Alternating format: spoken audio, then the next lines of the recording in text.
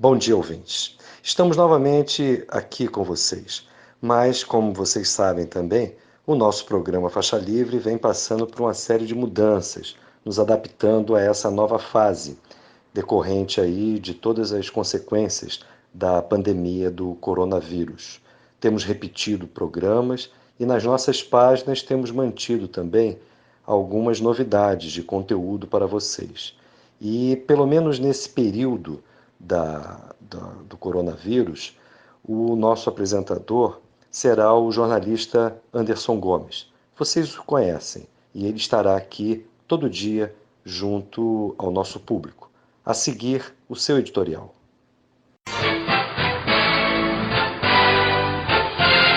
Os comentários de Anderson Gomes.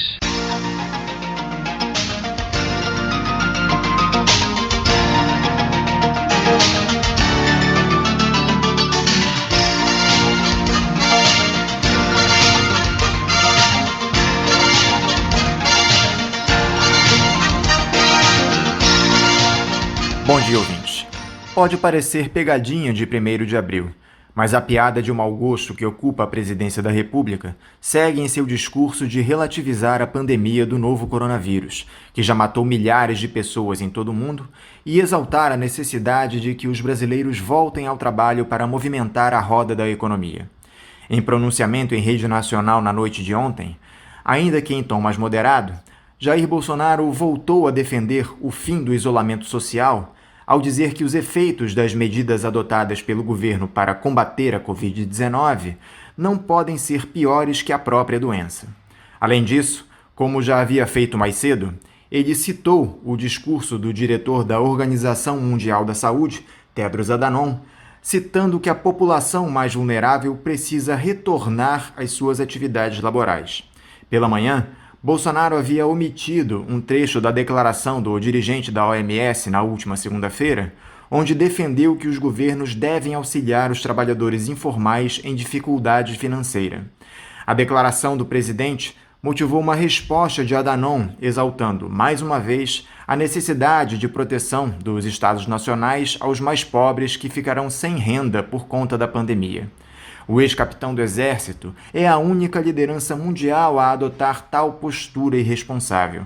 Nem mesmo seu guru Donald Trump segue essa linha, ao admitir a necessidade de isolamento horizontal quando viu os casos da Covid-19 se multiplicarem nos Estados Unidos. Bolsonaro deixou de ser uma ameaça ao Brasil para virar um problema de alcance mundial. Até os administradores das principais redes digitais censuraram o ex-capitão do Exército, que teve postagens suas defendendo o fim do isolamento apagadas pelo Facebook, Twitter e Instagram, sob o argumento de que criaram desinformação que pode render danos reais às pessoas diante da pandemia. Parece claro que o presidente brasileiro abandona a racionalidade para inflar seus apoiadores, apostando no aprofundamento do caos social que leve à imposição da força em um novo regime ditatorial. Nada mais simbólico que aproveitar o aniversário do golpe civil-militar para deixar nas entrelinhas, em rede nacional, suas intenções autoritárias. A demora para sancionar a medida aprovada pelo Congresso na última segunda-feira, que estipula o pagamento do insuficiente auxílio emergencial de R$ 600 para os trabalhadores informais e desempregados, é outro episódio que pode indicar seus planos ocultos. A grande questão que se coloca é se Bolsonaro terá apoio institucional para o recrudescimento do quadro. O isolamento político do presidente se amplia na mesma velocidade em que a população do país adota o autoconfinamento. Apenas a ala militar, que ocupa cargos no executivo e chancelou sua eleição em 2018, ainda se mantém em sua defesa. No alto comando das Forças Armadas, já há vozes dissonantes, como a do comandante do Exército, o general Edson Puyol, o que amplia o quadro de incertezas. Em uma clara tentativa de enquadrar o ministro da Saúde, Luiz Henrique Mandetta, defensor das medidas que visam proteger a saúde da população, a gestão federal alterou o formato da entrevista coletiva diária que anuncia os números do avanço da Covid-19 no país. Saíram os técnicos do ministério e entraram os nomes até então de confiança de Bolsonaro, liderados pelo próprio chefe da Casa Civil, Braga Neto. No entanto, até os superministros Sérgio Moro e Paulo Guedes se mostram reticentes em tutelar o discurso do presidente e sinalizam pular do barco para se juntarem aos opositores, liderados pela Rede Globo, mas que contam com a absoluta maioria das entidades da sociedade civil, prefeitos, governadores, além de parcelas expressivas dos poderes judiciário e legislativo. Resta saber quem seguirá na aventura do bolsonarismo rumo ao precipício. A opinião do Faixa Livre.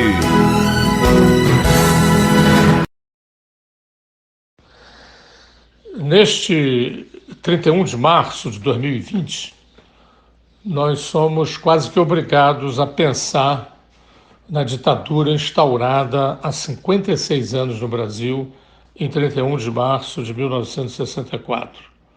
E tanto mais somos obrigados porque cresce, em termos oficiais, em função da eleição do Bolsonaro, depois da eleição do Bolsonaro, as comemorações festivas que se multiplicam. Inclusive, podemos constatar a nota aí do ministro da Defesa negando a instauração da ditadura e transmudando, metamorfoseando a ditadura em democracia, a instauração da ditadura como uma luta pela democracia. Então, o repúdio à ditadura, a crítica à ditadura, deve ser cada vez mais promovida por todas as forças democráticas, mostrando como um golpe de Estado é um golpe de Estado. O presidente da República democraticamente eleito foi derrubado pela violência. Então, isso não pode ser negado. E, posteriormente também, ao longo de toda a ditadura, e sobretudo depois do AI-5, de 1968, o ato institucional número 5, o parlamento foi dissolvido, os tribunais foram subordinados, as liberdades desapareceram completamente, a tortura virou uma prática comum, uma política de Estado, de sorte que isso tudo tem que ser dito com todo o vigor possível. A denúncia da ditadura, sempre que for possível, ela deve ser formulada explicando-se, sobretudo às novas gerações e às crianças, principalmente, que viver sem liberdade, seja o que for que te derem em troca, não vale a pena. A liberdade é um bem supremo. Os valores democráticos são valores universais, são valores permanentes, que não devem ser postos em risco, sob pena de você ter uma sociedade encolhida, acovardada, acocorada, sem noção de cidadania, que é algo absolutamente essencial para que nós possamos ter uma sociedade digna desse nome e em que as pessoas possam desenvolver na plenitude as suas faculdades. Então, a denúncia da ditadura é uma questão atualíssima nesse 31 de março de 2020. Por outro lado, também, precisamos compreender melhor como essa ditadura se instaurou no Brasil, inclusive porque ela foi a segunda ditadura depois dos anos 30 do século XX. Nós tivemos duas ditaduras no Brasil, o Estado Novo, entre 1937 e 1945, e a ditadura que foi a ditadura civil-militar, inaugurada em 64, que se prolongou até 85, a meu ver. Desde 79 a gente não tinha propriamente uma ditadura, porque o estado de exceção tinha desaparecido, mas Evas Correntes entre os historiadores em que a ditadura se prolonga até o fim do mandato do último presidente militar, João Figueiredo. Então, por que aconteceu isso? Por que no Brasil, por que o Brasil, no seu processo de modernização, teve que passar por duas ditaduras? A do Estado Novo e a civil-militar inaugurada em 64 e que foi até 79, até 85, seja lá como for, duas ditaduras que não foram curtas na duração e precisamos pensar melhor a respeito disso. Por que elas se impuseram? Inclusive, por que elas se impuseram quase sem resistência e por que elas desapareceram quase sem luta? A dos Vargas por um golpe de Estado incruento e a última que nós tivemos através de um processo de negociação prolongado. Outra questão, como se comportaram as pessoas durante a ditadura? Claro que houve resistências, algumas heróicas, pessoas que lutaram contra a ditadura, arriscando a sua própria vida, seja no campo das ações armadas, seja no campo da oposição democrática. Tivemos inúmeras pessoas que lutaram contra a ditadura, porém, uma boa parte da sociedade, durante muito tempo, ou durante todo o tempo, se aclimataram, se dispuseram bem com essa ditadura. Então isso precisa ser estudado. A gente precisa se questionar sobre isso. E, em terceiro lugar, é uma coisa muito preocupante esse processo de negociação tão longo. Que legados ele deixou para a nossa democracia? Basta ver a Constituição, a última Constituição que nós tivemos, a Constituição que vige até o momento, de 1988, essa Constituição, ao tempo em que ela garante liberdades indispensáveis e, inclusive, formula coisas muito interessantes e muito progressistas, inéditas na história do Brasil, como, por exemplo, os direitos sociais materializados no SUS, serviço de saúde público gratuito e universal, liberdades civis, políticas, muito claramente consagradas, mas, ao mesmo tempo, os legados da ditadura, a tutela militar, o monopólio dos meios de comunicação, a hegemonia do capital financeiro,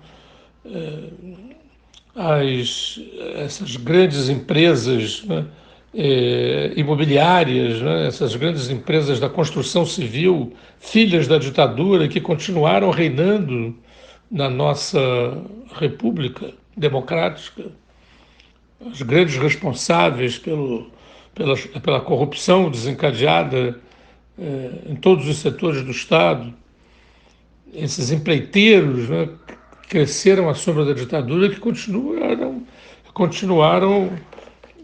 lucrando e exercendo as suas atividades na democracia. Então, as polícias militares, que foram criadas muito antes da ditadura, mas que permaneceram depois dela. Então, você tem um conjunto de legados aí que marcam muito profundamente a nossa sociedade, que são legados da ditadura. Ou seja, então é preciso refletir sobre por que a ditadura se instaurou quase sem luta, quase sem resistência, por que ela demorou tanto, como se comportavam as pessoas ao longo da ditadura e que legados essa ditadura deixou para a nossa sociedade atual. Um outro aspecto que nos faz evocar os tempos da ditadura são os riscos que a democracia vem correndo atualmente. Riscos que vem correndo não só no Brasil, mas em todo o mundo.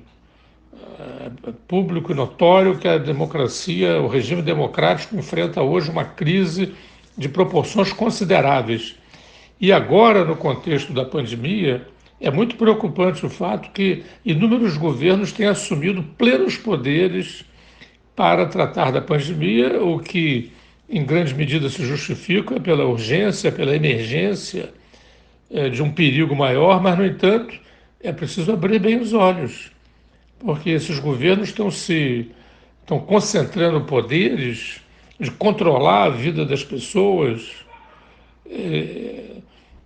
poderes muito grandes, que haverá de serem retirados logo depois que a pandemia seja afastada. Nós temos não só nos regimes autoritários a multiplicação desses poderes especiais e ditatoriais, como é o caso na China, na Índia, na Hungria, do Viktor Orbán, mas também em outros países de tradição democrática, a gente está vendo o avanço do Estado no controle da sociedade e dos cidadãos em geral. Preciso abrir bem o olho para que isso não se torne comum depois que a pandemia passe. Tudo isso nos faz pensar em políticas que poderiam ser propostas nesse processo de pandemia para que, de alguma forma, a democracia seja fortalecida, mesmo nas condições atuais. No Brasil, eu vejo, por exemplo, algumas medidas que seriam importantes. Por exemplo, a aprovação de um imposto de solidariedade sobre as grandes fortunas. As restrições às grandes fortunas encontram-se no nosso texto constitucional. Por que não fazer uma lei, enquanto durar a pandemia, as grandes fortunas pagarem 20% de imposto de solidariedade, como foi criado, aliás, depois da Segunda Guerra Mundial em vários estados europeus? Isso contribuiria muito para diminuir as desigualdades sociais, que são uma das causas do enfraquecimento da democracia ultimamente. No plano político, por que não aprovar, por exemplo, a devolução desse imposto que os parlamentares criaram na surdina, o chamado fundo estatal, mais de 3 bilhões de reais, por que não doar esse fundo estatal ao sistema de saúde para que ele possa comprar respiradores? Por que não aprovar, para controlar o comportamento insano do Bolsonaro, o plebiscito revogatório? Muita gente está falando que ele deve renunciar, outros falam de novo em impeachment. O homem foi eleito pelo povo. Por que não devolver ao povo o direito de estabelecer se ele tem condições ou não de permanecer à frente do governo? O plebiscito revogatório é o único instrumento democrático para, democraticamente, o povo revogar o voto que ele fez em 2018. Pelo voto, o homem foi eleito, pelo voto, ele deve ser, se for o caso, derrubado. Então, eu penso que são medidas que poderiam, mesmo nesse momento de encolhimento das margens democráticas, sujeitos que nós todos estamos a essa legislação dura, né, de confinamento, de restrição de movimentos, aprovar medidas que possam, no plano econômico e no plano político, reforçar tendências democráticas, de modo que, quando a gente saia da pandemia, nós tenhamos já dado no seu interior impulso para continuarmos nessa via, reformando a política, reformando a economia, de modo que a gente possa ter uma democracia mais sólida e mais fundamentada nas demandas da sociedade. São essas as considerações que eu queria fazer a propósito dos 56 anos da ditadura. Bom, vamos lá, pessoal. Vou comentar um pouco aqui minhas impressões sobre o pacote aí de medidas que foram anunciadas pelo BNDES. E depois, aqui também eu posso fazer algum comentário mais geral aqui sobre a questão dos R$ 600 de renda mínima. Sobre o BNDES, foram feitos 2 anúncios, né, nos 2 últimos domingos. O total de valor apresentado pelo presidente do banco, Gustavo Montesano, é de 97 bilhões de reais, que corresponderia à contribuição do BNDES para o combate a essa crise, né, os efeitos econômicos dessa crise do coronavírus. Para você entender esses números, é importante decompor esse pacote do BNDES, né? Vamos acompanhar a decomposição que o próprio presidente fez na live, né, em que ele anunciou essas medidas. 20 bilhões desses 97 correspondem a transferências de recursos que estão disponíveis para o BNDES, recursos do Fundo de Amparo ao Trabalhador, para o FGTS.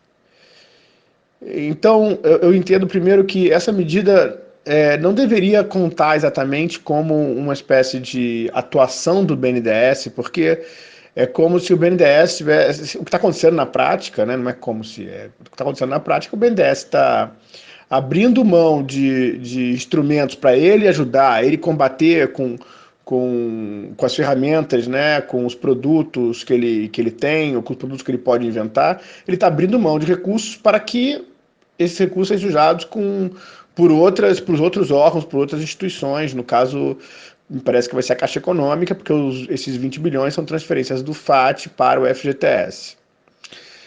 Para mim, isso é como se você tivesse um grande incêndio na cidade e o Corpo de Bombeiros apresentasse como uma de suas medidas que ele emprestou parte do seu pessoal e parte dos seus carros para a polícia fazer o trabalho dela. Quer dizer, se há um incêndio, você espera que o Corpo de Bombeiros esteja integralmente dedicado a atuar, a apagar aquele incêndio, usando todos os recursos que ele tem disponível. O trabalho da polícia pode ser muito nobre, mas trata-se de um incêndio, é o assunto, é o objeto da ação direta, fundamental do Corpo de Bombeiros. Bom, o BNDES está mais ou menos assim para uma depressão. O BNDES é um instrumento de ação contracíclica, então tem várias finalidades, várias ações que ele podia se envolver, se empenhar usando ao máximo seus recursos. Então, os primeiros 20 bilhões que foram anunciados, na verdade, são então uma transferência de recursos do BNDES para o FGTS, né? Esses 40 bilhões que foram recentemente anunciados, eles não envolvem um tostão do BNDES, são 40 bilhões do Tesouro para ajudar a questão da folha de pagamento, né? Seriam empréstimos a uma taxa fixa e anual de 3,75 para as empresas pegarem para conseguir financiar as suas folhas de pagamento. O dinheiro entraria direto na conta do trabalhador, etc. e tal. Bom, então esse recurso é um recurso do Tesouro, que vai ser garantido em grande medida pelo Tesouro. O BNDES não entra com funding, não entra com financiamento, nem entra assumindo risco. O BNDES entra simplesmente como um intermediário, de uma forma administrativa.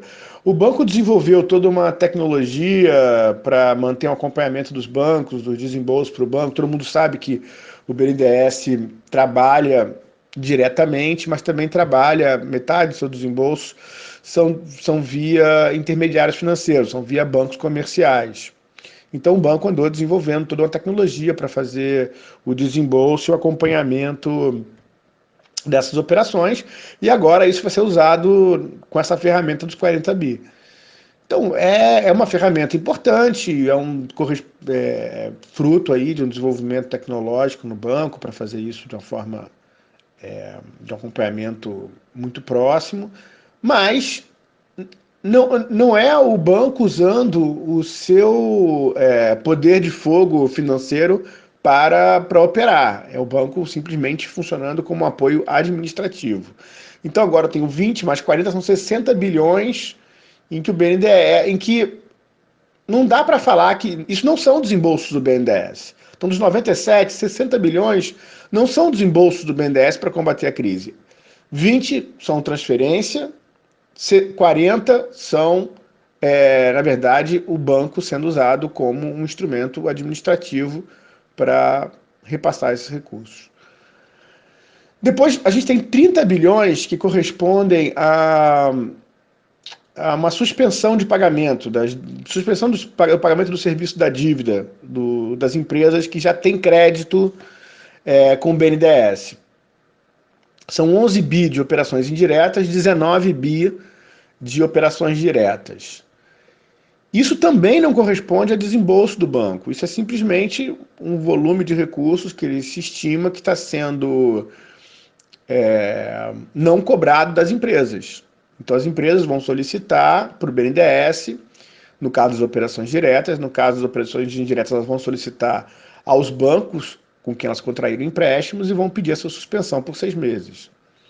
Essa suspensão já estava ocorrendo por decisão da FEBRABAN, mas com um prazo menor, de 70 dias, ou seja, um pouco mais de 2 meses. O BNDES está oferecendo uma suspensão de pagamento de 6 meses para os seus financiamentos.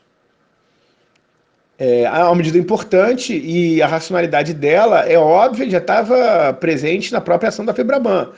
Se os bancos não entrarem suspendendo esses pagamentos, o que pode acontecer é que as empresas não vão pagar de todo jeito. Então, você está fazendo isso para tentar, vamos dizer assim, organizar o inadimplemento. Vamos pactuar para que não haja uma quebra de contrato das empresas com os bancos. O banco está dando um prazo maior. Isso é importante, mas não envolve dinheiro novo, não envolve o banco desembolsando novos recursos de crédito. Envolve simplesmente uma mudança intertemporal nos pagamentos que as empresas fariam de qualquer jeito. Elas deixam de pagar agora para pagar daqui a 6 meses, mas elas vão ter que pagar. Os prazos dos financiamentos não foram alterados. As empresas vão continuar pagando no mesmo prazo que estava contratado já antes. Então não foram nem refinanciamentos, é só uma pausa no pagamento dos serviços da dívida por alguns meses, por 6 meses no caso. Eu falei que são 19 bi de operações diretas, então isso vai ser negociado diretamente com o BNDES, e aí o BNDES tem autonomia para fazer isso. O BNDES, quando opera diretamente, trabalha mais com grandes empresas. E para empresas menores, que costumam os financiamentos ocorrer através da via indireta, essa suspensão de pagamento vai depender do acordo dos bancos. E isso é uma tremenda questão, né? Se os bancos vão ou não topar e que critérios eles vão usar para aceitar essa suspensão de pagamento. Então a gente pode imaginar que os 19 bi que o BNDES tem autonomia para decidir a suspensão, eles vão ser suspensos, mas os 11 bi que são de operações indiretas e dependem do aceite dos bancos comerciais, a gente não sabe o quanto disso realmente vai se concretizar. Quanto disso realmente vai corresponder a suspensões de pagamento, porque os bancos comerciais podem ter entendimento de que não vale a pena fazer a suspensão e decidam continuar cobrando das empresas o pagamento desses financiamentos. Então vamos lá, eu tenho 20 bi de transferência de fundos do BNDES para o FGTS, eu tenho 40 bi que são recursos do Tesouro, não está se usando o fundo do banco, e tenho 30 bi que são suspensões de pagamento, que também não são desembolso. Então 20 mais 40, 60, mais 30, 90 bilhões dos 97 bilhões não envolvem funding do banco em operações do BNDES. E os outros 7 bilhões? Bom, vamos começar por uma boa notícia, para não parecer que o meu relato é totalmente pessimista, né? 2 bilhões são muito importantes, a gente já vinha cobrando do banco isso, são 2 bilhões para financiamentos na área de saúde. Parece que esses financiamentos foram feitos de uma forma muito flexível, as linhas, os produtos são muito flexíveis, são linhas aparentemente ousadas, né, que o banco admitiu para a saúde. Então, isso é uma coisa boa, eu acho que é um avanço, né? Eu acho só que demorou muito para isso ser anunciado. A gente vinha cobrando, eu dei algumas declarações na imprensa desde a semana retrasada, cobrando que esses financiamentos para a saúde saíssem. A gente teve um episódio aí bem desagradável, eu diria assim, muito mais que desagradável, né? Revoltante, que foi uma operação de apoio à produção de testes da Fiocruz, que o BNDES articulou com a Fiocruz, que o presidente do BNDES simplesmente vetou. Vetou porque ele alegou que o Ministério da Saúde já podia dar conta disso, de fornecer recursos para a Fiocruz produzir mais testes. Mas, enfim, todo o processo estava negociado do banco com a Fiocruz, e assim, não faz o menor sentido falar que tem dinheiro sobrando no Ministério da Saúde. O Ministério da Saúde tem que arcar com um monte de despesa. Se o BNDES tinha condições de ficar com de financiar a produção de testes para a Fiocruz, me parece que era o BNDES que deveria fazer. Mas o presidente Gustavo Montezano vetou essa linha, ele reconheceu isso depois na primeira live dele.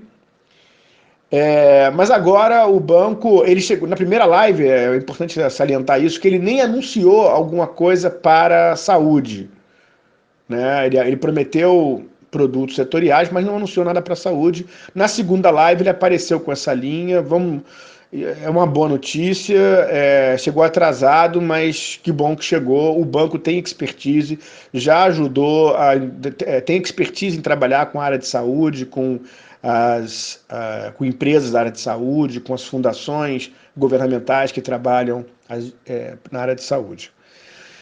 Bom, então 92 bilhões eu já expliquei, faltam 5 bilhões que correspondem a uma linha de capital de giro para pequenas e médias empresas. Essa linha é totalmente uma linha indireta, ela depende dos bancos comerciais, né, para operar. Não tem notícia de que o Banco do Brasil e a Caixa Econômica estão envolvidos nessa linha. E eu não quero entrar em muitos detalhes, pode ficar meio cansativo, mas o problema principal dessa linha, que já estava operando, na verdade, o produto já existia, o que o banco fez de verdade foi simplesmente permitir que empresas médias maiores fossem também, se tornassem também possíveis beneficiários dessa linha, mas ela, então, assim, ampliou o universo de empresas que podem tomar recursos dessa linha, ela já existia, e houve uma ampliação no limite de crédito que empresas individuais podem tomar, uma ampliação aí desse limite de crédito. Mas as condições financeiras, em termos de taxa, permaneceram as mesmas, né? Então, o impacto dessa linha, ela certamente, o impacto adicional dela é certamente menor do que os 5 bilhões anunciados, né? Ele corresponde aí a um valor menor do que esses 5 bilhões, porque os 5 bilhões são a previsão de valor todo a ser desembolsado para pequenas e médias empresas e por exemplo, as pequenas empresas já podiam se beneficiar dessa linha, vão continuar se beneficiando na mesma situação. E bom, gente, para concluir, eu acho que o mais grave, o mais decepcionante no que foi anunciado até agora pelo BNDES é que não parece ter sido construída uma articulação entre BNDES e bancos públicos. Eu me refiro aqui à Caixa Econômica, Banco do Brasil, mas também aos bancos regionais de desenvolvimento, no sentido de organizar essa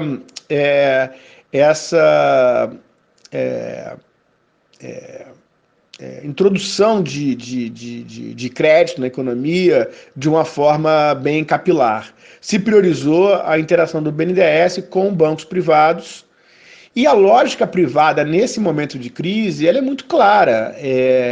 Os bancos estão com aversão a risco. Então, eu acho que corre muito risco de que, mesmo essas iniciativas tímidas, fiquem aquém do que elas poderiam gerar, porque elas vão passar pelo filtro que está ligado a uma lógica privada. O momento pediria uma ação pública coordenada do BNDES com outros bancos comerciais públicos, no sentido de viabilizar financiamentos a taxas módicas, sem grande repasse aí de margem de risco dos bancos privados para as empresas. Nós estamos aqui na FBNDES pensando em propostas, a gente tem falado de várias coisas já, e em breve a gente está pretendendo estar anunciando isso daí. A gente esteve esperando um pouco para ver o que o banco apresentava. A gente acha que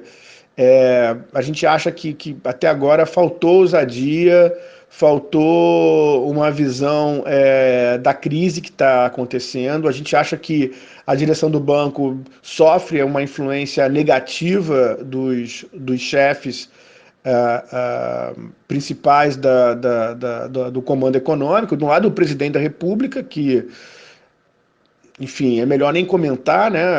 Virou uma anomalia internacional, né? A posição dele sobre a crise. E nós temos um ministro da Economia que realmente simplesmente a pessoa errada para lidar com essa crise. É um economista muito liberal que passou décadas sugerindo que, quando ele chegasse ao poder, ele mostraria o que é realmente uma gestão liberal na economia. Todo mundo que governou a economia no Brasil nesses últimos 30 anos teria sido comunista ou social-democrata, e ele agora mostraria o que um Chicago Old acha que deve ser feito com a macroeconomia. Bom, isso fracassou retumbantemente no primeiro ano, né? E agora nós temos uma crise que exige medidas keynesianas. Esse não é o homem correto para estar à frente desse processo. O que nós estamos vendo é o resultado lógico dessa escalação equivocada do líder da condução econômica do país. O BNDES, o presidente do BNDES, é fruto de um casamento aí do Bolsonaro com o Paulo Guedes. Ele é um indicado do Ministério da Economia, trabalhava já lá com o Paulo Guedes, e do outro lado ele é amigo dos filhos do Bolsonaro. Então, lógico, ele é um executivo muito influenciado por essas orientações, e não surpreende que ele não tenha se destacado pela ousadia na proposição de medidas para o BNDES. Bom, eu acho que eu falei quase tudo aqui. Eu queria acrescentar mais um ponto aí, que a gente acha fundamental a revisão da taxa de juros do banco. Isso merece um comentário específico, né? Eu já falei aqui no Faixa Livre várias vezes sobre a mudança que houve na taxa de juros do banco durante o governo Temer, mas hoje o banco tem uma taxa muito desfavorável. A taxa do banco hoje tem referência na NTN-B de 5 anos, que é uma taxa que está ficando cara. A gente acha que o banco tinha que ter mais flexibilidade na formação de sua taxa de juros, pelo menos tinha que ter diferentes custos de referência. Um deles deveria ser a própria Selic, e a gente deveria contar com redutores nessa taxa, né? Infelizmente, a gente não sabe qual é a capacidade, a disposição desse governo de absorver isso. Hoje nós temos que botar dinheiro na economia, e botar esse dinheiro, e para que isso seja possível, a gente tem que botar esse dinheiro com taxas módicas na economia. Nós temos que atravessar e conseguir fugir desse filtro da lógica do setor privado na hora de fazer empréstimo. Pessoal, acho que eu já falei muito sobre o BNDES, já tem quase 20 minutos aqui. Eu acho que tem gente melhor para falar sobre os R$600 da renda mínima. Eu poderia dizer sobre isso que, se qualquer coisa que o presidente Bolsonaro falasse fizesse algum sentido ou tivesse alguma racionalidade, obviamente alguém tão preocupado com com pessoas que estão no setor informal, deveria ter lutado para uma renda mínima superior a R$600. E, na verdade, a proposta do governo foram de indecentes R$200. Então, é mais uma prova de incoerência do mundo do nonsense em que vive o nosso presidente da República. Mas eu vou ficar por aqui. Eu agradeço a oportunidade mais uma vez de estar contribuindo com Faixa Livre. E até a próxima, pessoal. Um abraço.